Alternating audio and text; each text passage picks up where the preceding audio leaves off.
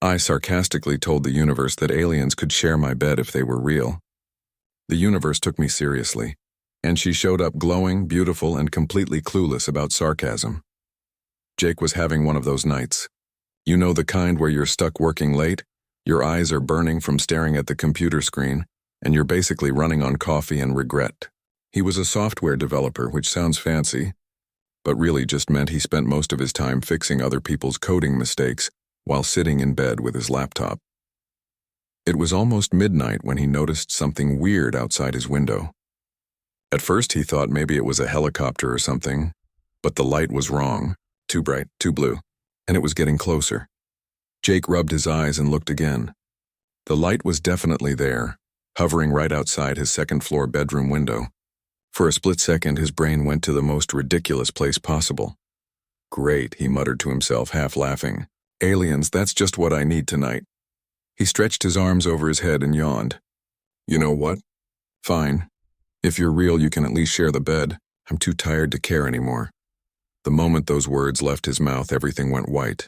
Not like turning on a light switch, more like someone had replaced his entire room with pure brightness. Jake couldn't see anything. Couldn't hear anything except a weird humming sound that seemed to come from everywhere at once. His laptop slid off his lap. He tried to cover his eyes, but the light went right through his hands. Then, as suddenly as it started, it stopped. Jake blinked hard, trying to get his vision back. Everything was blurry and filled with purple spots. He could make out his room again. His messy desk. His pile of dirty laundry in the corner. The poster on his wall. Everything was normal except for one small detail. There was someone standing at the foot of his bed. Jake's heart basically exploded in his chest. He scrambled backward until his back hit the headboard, pulling his blanket up like that was going to protect him from anything. The figure didn't move. As his vision cleared, Jake realized he was looking at a girl. Well, sort of a girl. She was definitely shaped like a person, but there was something completely off about her. Her skin had this weird glow to it, like she'd swallowed a nightlight. It wasn't bright exactly, just this soft blue-green shimmer that made her look like she was standing underwater. Her eyes were bigger than they should be, not like cartoon big, but enough that you'd definitely notice. They were completely black, no white parts at all, and they seemed to catch the light in a way that human eyes just don't. She was wearing something that looked like a wetsuit, but shinier. It covered her from neck to toe in this smooth, seamless material that didn't have any zippers or buttons or anything. Jake's brain was trying very hard to process what he was seeing and failing miserably. Jake said, which wasn't his best work, but give him a break. What? The girl tilted her head slightly, studying him with those weird eyes. When she spoke, her voice was strange. It sounded normal, like regular English, but there was something musical about it. Like every word had a little melody attached. Your invitation was received, she said calmly. I am Lyria. Thank you for offering to share your sleeping space. Jake's mouth opened and closed a few times. No sound came out. His brain had officially left the building. What? He couldn't form a complete sentence. Are you real? Yes, Lyria said simply. I am a cultural observer from a civilization approximately 600 light years from this planet. I have been studying your species for 43 Earth days. Jake pressed his hands against his face. This wasn't happening. This couldn't be happening. He was asleep. He'd fallen asleep at his laptop, and this was just a really weird dream brought on by too much caffeine and not enough sleep. I'm dreaming, he said firmly. This is definitely a dream. You are not dreaming, Lyria replied. Your neurological patterns indicate full consciousness. Would you like me to explain how I arrived here? No, yes, I don't know. Jake's voice was getting higher. I was joking. That thing I said about sharing the bed, that was a joke. I didn't actually mean it. Lyria's head tilted the other direction, like a confused puppy. You spoke words that were not true? It's called sarcasm. Humans do it all the time. Sarcasm, Lyria repeated slowly, like she was testing the word. This is when humans say the opposite of what they mean. Well, yeah, kind of. Look, the point is I wasn't actually inviting aliens into my bed, but you said the words. You made the offer. Lyria seemed genuinely confused. In my culture, we speak only truth. If words are spoken, they represent genuine intent. How am I to know which of your statements are real and which are this? Sarcasm? Jake opened his mouth to answer, then closed it again. That was actually a good question. How would an alien know? Okay, look, he said, trying to sound reasonable even though his hands were shaking. I get that there was a misunderstanding here, but you need to go back to wherever you came from. I can't have an alien in my bedroom. I have work tomorrow. I have a life. This isn't normal. I understand, Lyria said, nodding. But she didn't move.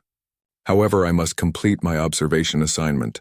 I have been authorized to spend 7 Earth days in close contact with a human subject to better understand your species' emotional and social patterns. 7 days? Jake's voice cracked. No, absolutely not. You can't just move into someone's bedroom for a week. But you offered. I was joking. I still do not understand the difference. They stared at each other for a long moment. Jake was trying to figure out if he was losing his mind. Lyria just watched him with those impossible eyes, waiting patiently. Then she reached up and touched something on the collar of her suit. The material just opened, like it was made of liquid or something. It peeled away from her shoulders and started sliding down her arms. Whoa, whoa, whoa. Jake practically launched himself off the side of the bed. What are you doing? Lyria paused, looking at him with that confused head tilt again. I'm preparing for sleep. My species does not wear restrictive clothing during regeneration periods. It interferes with our biological processes. You can't. Jake's face was burning. He turned around, facing the wall. Please stop taking your clothes off. Why? Your species wears loose fabric during sleep. I observed this through your window on multiple occasions. Is this not the same? It's completely different. Jake kept his eyes firmly on the wall. We wear pajamas. I am confused by your reaction. My form is similar to yours. Why does this cause distress? Jake covered his face with his hands. This wasn't happening. This absolutely wasn't happening. He heard a soft rustling sound, then the creak of his bed springs. When he finally gathered the courage to look, Lyria was sitting on the right side of his bed, now wearing what looked like a simple white shirt that definitely hadn't been there before. It must have materialized or something. At least she was covered. I have adapted, she said. I created a garment similar to what I observed humans wearing. Is this acceptable? Sure. Fine. Whatever. Jake stood there awkwardly by the wall, still trying to process everything. You can't seriously expect me to just go to sleep with you in my bed. Where else would I stay? You offered to share. Jake started, then gave up. Never mind. You know what? Fine, stay. But stay on that side, and I'll stay on this side, and we don't talk or touch or anything, got it? Understood, Lyria said brightly. Jake slowly made his way back to the bed, keeping as far to the left side as physically possible. He lay down on top of the covers, stiff as a board, staring at the ceiling. His whole body felt like it was vibrating with nervous energy. Lyria settled in beside him, pulling the blanket up to her chin. She seemed perfectly comfortable, which somehow made the whole thing even weirder. Jake? She said softly. What? His voice came out strangled. Why do humans close their eyes during sleep if you have eyelids that can protect them while open? It seems inefficient. Jake let out a long, slow breath. It was going to be a very long night, I have no idea. He whispered. I have absolutely no idea. In the darkness, Lyria's gentle glow cast soft blue-green shadows across the ceiling.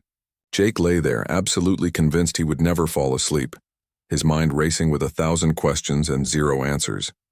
How was this his life now? How had a dumb joke turned into this bizarre situation?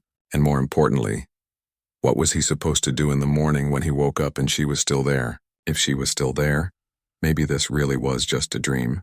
Maybe he'd wake up tomorrow and laugh about how realistic it felt. But something told him that wasn't going to happen. Something told him that when the sun came up, Lyria would still be there glowing softly beside him, ready to ask a million more questions about things he'd never thought to question before. And Jake had absolutely no idea how he was going to explain any of this to anyone, especially since, deep down in a part of himself he didn't want to admit existed, he was kind of curious about what tomorrow would bring. Jake didn't sleep, not even a little bit. He spent the entire night staring at the ceiling, hyper-aware of every tiny movement from the other side of the bed. Around 3 in the morning, Lyria started humming.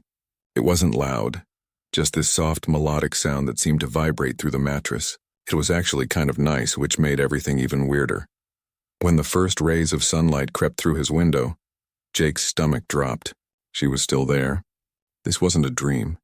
He slowly turned his head to look at her. Lyria was lying on her side, propped up on one elbow, just watching him. Her big dark eyes were fixed on his face with an intensity that made him want to hide under the covers. "How long have you been staring at me?" Jake asked, his voice rough from not sleeping. "Approximately 4 hours and 17 minutes, Lyria replied cheerfully. "Your sleeping patterns are fascinating. Did you know you stopped breathing for brief moments exactly 32 times? I was concerned at first, but my scans indicate this is normal for your species. That's called sleep apnea. And it's not normal, it's just... Never mind." Jake sat up and rubbed his face. "Look, I think we need to establish some ground rules here." "Rules? Yes. I am interested in understanding human social regulations." "Okay. First rule. No watching people sleep." "That's creepy." Lyria's head tilted. "Creepy, this means causing fear or discomfort?" "Exactly. But I was simply observing. How else am I to learn about human rest cycles? You could, I don't know, sleep yourself? I only require approximately 90 minutes of what you call sleep every 48 hours. The rest of the time, I must remain conscious to process information and maintain my biological systems." Jake stared at her. "So you're telling me you're going to be awake watching me basically forever?" "Not watching you specifically. I can observe other things. Your dwelling has many interesting objects. For example, why do you have 17 empty beverage containers on your desk?" Jake looked over at his collection of energy drink cans and coffee cups. "Because I'm a mess, okay? And stop scanning my room." "I am not scanning. I am simply looking with my eyes. Is this not acceptable?" Before Jake could answer, he heard the worst sound in the world, footsteps in the hallway outside his room coming closer. His roommate was awake. "Oh no," Jake whispered. No. What is wrong?" Lyria sat up straighter. "My roommate. He can't see you. He absolutely cannot see you." Jake jumped out of bed and looked around frantically. "Hide. You need to hide right now. Hide? Why would I need to conceal myself?" "Because normal people don't have glowing alien girls in their bedrooms." "Just closet. Get in the closet." The footsteps were right outside his door now. Lyria stood up gracefully, looking confused but willing. Jake practically shoved her toward the closet, pushed her inside, and closed the door just as his bedroom door swung open. Tyler stood there in his basketball shorts and a ratty t-shirt, holding a coffee mug that said "World's Okayest Employee." He looked half asleep, his hair sticking up in every direction. "Dude, were you talking to someone?" Tyler asked through a yawn. "What?" "No, just talking to myself.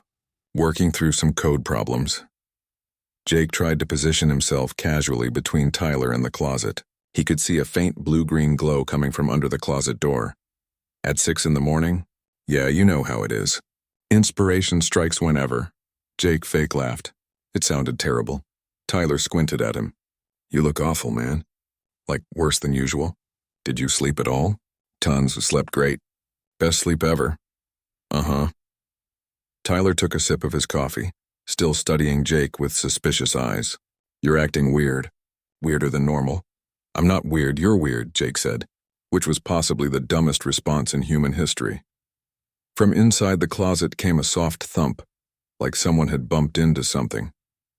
Tyler's eyes went to the closet door. "What was that?" "Nothing, just stuff settling. Old building, you know? Things shift." Jake's voice was getting higher and faster. "Hey, don't you have that thing today? That work thing?" "It's Saturday, Jake." Right, of course it is Saturday, the day after Friday." Tyler backed slowly toward the door, never taking his eyes off Jake. "Okay, I'm just gonna go. Maybe you should get some actual sleep." "You're freaking me out. Yep, sleep, good idea. I'll do that, bye." The second Tyler left, Jake locked the door and ran to the closet. He yanked it open to find Lyria standing there surrounded by his hanging clothes, examining a jacket with great interest. "This material is fascinating. It appears to be designed to protect against cold temperatures, yet it has no thermal regulation capabilities. How inefficient." "We need to talk about the hiding thing," Jake said. "When I say hide, that means be completely quiet and still. No thumping. No glowing, nothing. I did not thump. I merely touched your storage containers to examine them. They fell. I did not anticipate this would create sound." Jake groaned and sat on the edge of his bed, dropping his head into his hands. "This is impossible. I can't keep you hidden for a week. Tyler's going to figure it out. And even if he doesn't, what am I supposed to do? Keep you locked in my room forever? I do not understand the need for secrecy. Your roommate is also human. Why can he not know about my presence? Because people would freak out. They'd call the government or the news or something. Scientists would want to study you. It would be a whole thing. A thing, Lyria repeated. You use this word frequently to describe situations you find uncomfortable. Yeah, well, this is definitely a thing. Jake looked up at her. Look, I know you don't understand human culture yet, but trust me on this. We need to keep you a secret. Lyria was quiet for a moment, those dark eyes studying him intently. Very well. If this is important to you, I will remain concealed. However, I must still complete my observations. I cannot learn about humans while hiding in a small dark space. Then what do you suggest? I have a device that can generate a holographic disguise. To other humans, I will appear completely normal. You will still see my true form, but others will perceive whatever appearance I program. Jake perked up. You can do that? Why didn't you mention this earlier? You did not ask. Lyria reached up to touch the collar of her white shirt. A small blue device materialized in her hand about the size of a button. This is a perception filter. It will make me appear human to everyone except you. She pressed the device to her collarbone, and suddenly everything about her changed. The glow faded.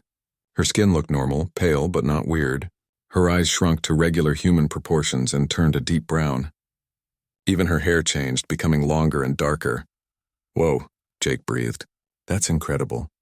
The transformation is only visual and auditory. I am actually unchanged. My true appearance remains, but their brains will interpret the data differently. She looked down at herself. Is this form acceptable? Yeah, you look normal, completely normal. Good. Then I can accompany you in your daily activities without causing alarm. Jake's eyes widened. Wait, what? No, you can stay here where it's safe. I cannot learn about human social behavior by remaining in one room. I must observe you interacting with others, experiencing your normal routines, engaging with your environment. But that's part of my assignment, Lyria finished firmly. You agreed to allow me to complete my observations. This is necessary, Jake wanted to argue. But something about the way she was looking at him made him stop. There was a determination in those now brown eyes that told him she wasn't going to budge on this. Fine, he sighed, but you have to follow my lead. If I tell you to do something or not do something, you do it. No questions. I cannot agree to follow instructions without questions. Questions are how I learn. Okay, questions later. Actions now, deal? Lyria considered this. Acceptable. Jake stood up and looked at himself in the mirror. He looked like he'd been hit by a truck. His hair was a disaster. His eyes had dark circles under them, and he was still wearing yesterday's clothes. If he was going to take a disguised alien out into the world, he at least needed to look somewhat presentable. I need to shower and change, he said. You, just wait here. Don't touch anything. Don't leave the room. Just exist quietly for 15 minutes. I will attempt to exist quietly, Lyria said, which wasn't nearly as reassuring as Jake would have liked. He grabbed some clean clothes and headed for the bathroom, praying that this wasn't the worst decision of his life, though honestly at this point that bar had been set pretty low. 20 minutes later, Jake emerged feeling slightly more human. He'd showered, changed, and given himself a pep talk in the mirror that consisted mainly of, "You can do this," repeated over and over. When he got back to his room, he found Lyria standing by his bookshelf, examining his collection of old science fiction novels. These texts describe contact between humans and alien species, she said without looking up. However, the depictions are highly inaccurate. We do not arrive in large military vessels to conquer planets. We do not perform experiments on humans without consent, and we certainly do not have romantic relationships with your species. Something about the way she said that last part made Jake's face heat up. Yeah, well, it's fiction. It's not supposed to be accurate. Fiction. Stories that are intentionally untrue, like sarcasm but longer. Sure, that's one way to put it. Lyria turned to face him, and Jake was struck again by how normal she looked now. If he passed her on the street, he wouldn't look twice. Well, maybe he'd look twice because she was pretty, but not because she was an alien. Wait, was he allowed to think an alien was pretty? That seemed like something he shouldn't be doing. I am ready to observe human social interaction, Lyria announced. Where shall we go? Jake checked his phone. It was Saturday morning and he didn't have any actual plans. Usually, he'd just waste the day playing video games and ordering food. But with Lyria here, he needed somewhere public but not too crowded. Somewhere she could observe people without too many opportunities for her to say something weird. Coffee shop, he decided. We'll go to the coffee place down the street. Get some breakfast. Watch people. Basic stuff. Acceptable. I am interested in experiencing this coffee substance you consume in such large quantities. They made it out of the apartment without running into Tyler again, which Jake counted as a win. The morning air was cool and fresh, and the street was fairly quiet. Just a few people walking dogs or going for morning runs. Lyria walked beside him stiffly, like she was thinking about every step. She kept looking around with wide eyes, taking in everything like she'd never seen a suburban street before, which technically she probably hadn't. You need to relax, Jake muttered. You look like a robot. What is a robot? Never mind. Just try to walk more naturally, like this. He demonstrated a casual walk. Lyria tried to copy him, but somehow made it look even more awkward. Jake sighed. This was going to be a long day. The coffee shop was a small local place called Bean Dream. Jake had been going there for years. The owner, Mrs. Chen, knew his regular order by heart. As they walked in, the little bell above the door chimed and the familiar smell of coffee and fresh pastries washed over them. There were only a few other customers. An old man reading a newspaper in the corner. A woman typing furiously on her laptop. A young couple sharing a muffin. Welcome, Mrs. Chen called from behind the counter. She was a tiny woman in her 60s with silver hair and an endless supply of energy. Jake, regular order? Yes, please, and he looked at Lyria. What do you want? I do not know, Lyria said slowly, staring at the menu board like it was written in a foreign language. Which for her it probably was.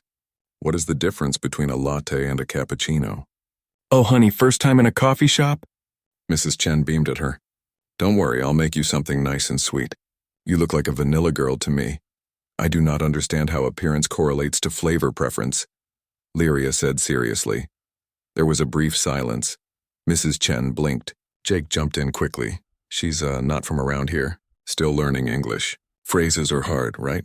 He elbowed Lyria gently. Yes, Lyria said, catching on. I am. Not from around here. Phrases are hard. Mrs. Chen's smile returned. Oh, you're doing great. Your English is wonderful. Where are you from? Jake held his breath. This was a test. A big one. Lyria looked at him, then back at Mrs. Chen. Very far away. Somewhere you would not know. Well, welcome to the neighborhood. Mrs. Chen turned to make their drinks. Jake let out a breath he didn't know he was holding. Okay, that could have gone worse. They sat down at a small table by the window. Lyria immediately started examining everything. The napkin holder. The little wooden stirrers. The packets of sugar. Why are there so many options for sweetness? She asked, holding up 3 different types of sugar packets. Do humans have different biological needs for glucose? Some people just like their coffee sweeter than others. It's preference. Individual choice based on subjective experience rather than objective need. She nodded like this was profound. Fascinating. Mrs. Chen brought their drinks over. Jake got his usual black coffee and Lyria received something topped with whipped cream and what looked like half a bottle of vanilla syrup. Enjoy, you two. Mrs. Chen winked at Jake before walking away. Lyria stared at her drink with intense concentration. She picked it up carefully, brought it to her lips, and took a small sip. Her eyes went wide. Her whole body went rigid. For a terrifying second, Jake thought something was wrong, that maybe coffee was poisonous to her species or something. Then Lyria smiled, a real, genuine, bright smile that transformed her whole face. This is extraordinary, she breathed. The temperature, the texture, the combination of bitter and sweet flavors. I am experiencing taste in a way I never have before. You guys don't have coffee on your planet? We have nutrients we consume. But nothing like this. Nothing designed purely for pleasure.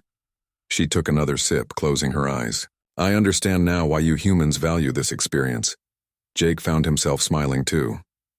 There was something infectious about her genuine joy over something so simple. It made him see his boring regular coffee shop trip in a completely new way. Okay, he said. So this is what normal humans do. We sit, we drink our coffee, we people watch. Sometimes we read or work on our laptops. It's just existing together in a shared space. Existing together in a shared space, Lyria repeated.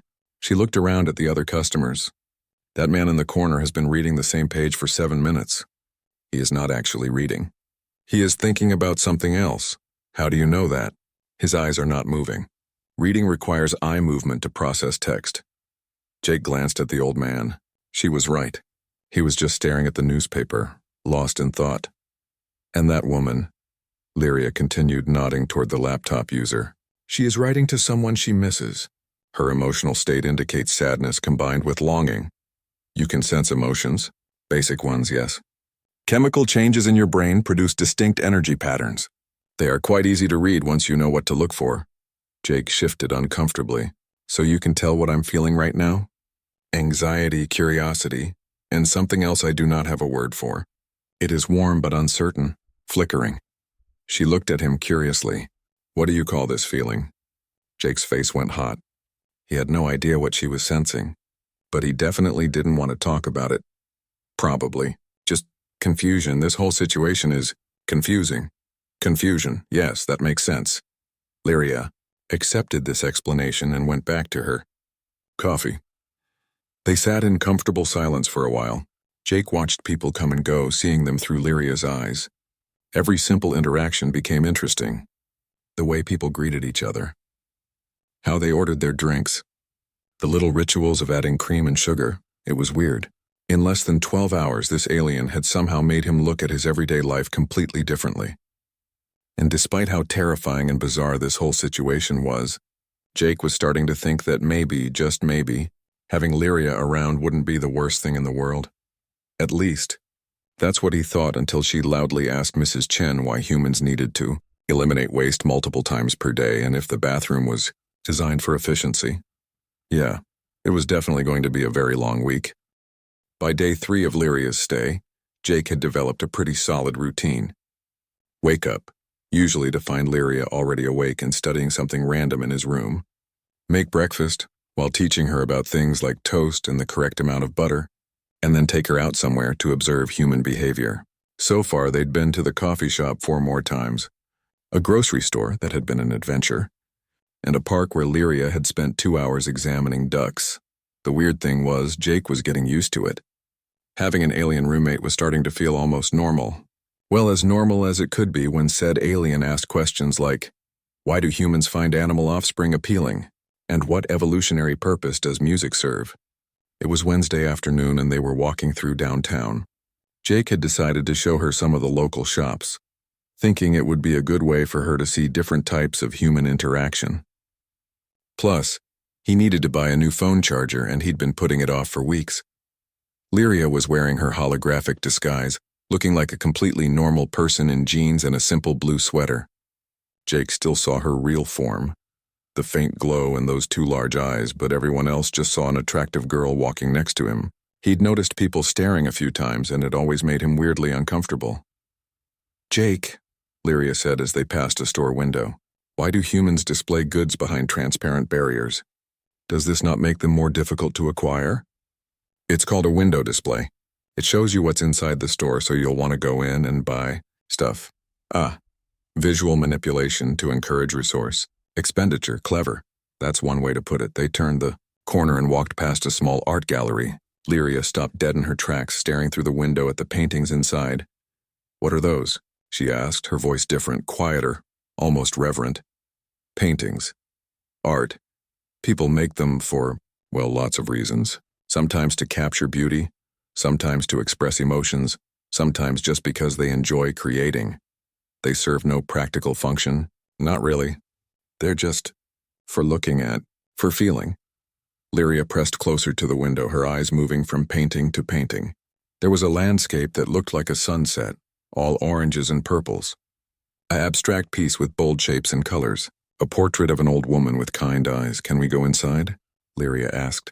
Jake was surprised.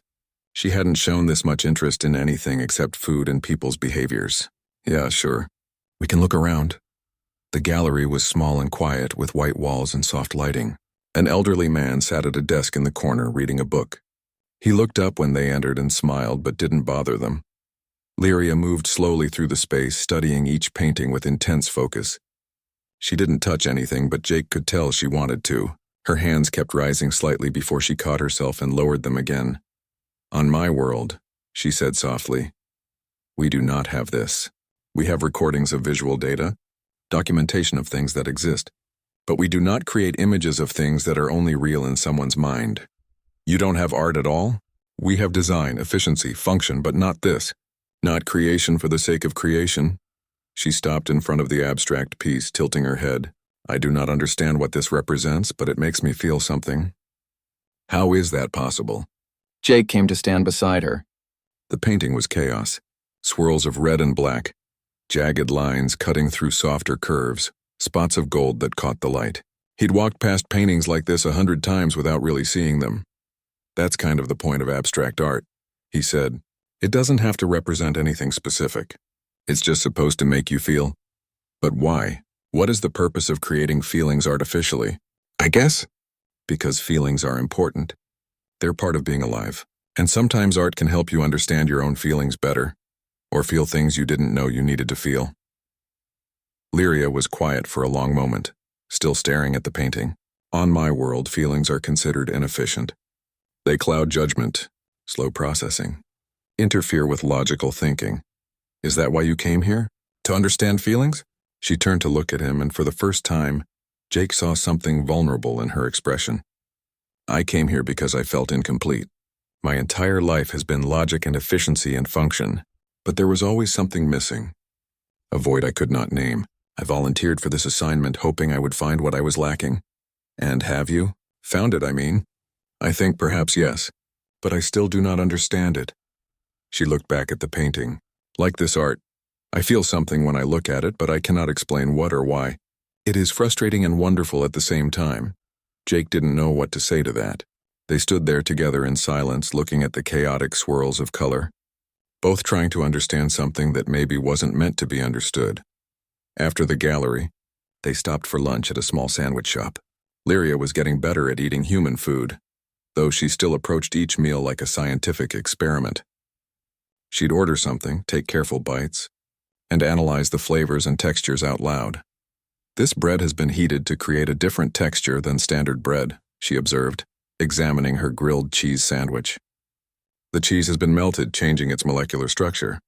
And there are herbs that serve no nutritional purpose but add flavor. Humans are truly obsessed with making eating pleasurable. Is that such a bad thing? Jake asked through a mouthful of his own sandwich. No. I think perhaps it is wise. If one must consume nutrients multiple times per day to survive, why not make it enjoyable? She took another bite and made a small, happy sound. I am becoming very fond of cheese, Jake laughed. He'd been doing that more lately. Lyria's observations were weird, but they were also kind of funny. She made him notice things he'd taken for granted his whole life. Can I ask you something? Jake said after a few minutes. You just did. But yes, you may ask another thing. What's your world like? Your home? Lyria set down her sandwich and considered the question. It is difficult to describe in terms you would understand. Our cities are not like yours. We do not build up or out. We build in harmonious integration with the energy patterns of our planet. Every structure serves a specific function and no more. Sounds kind of boring. It is efficient. But yes, boring is perhaps accurate. A small smile played at her lips. We have no art galleries, no coffee shops, no people watching ducks in parks and laughing for no logical reason.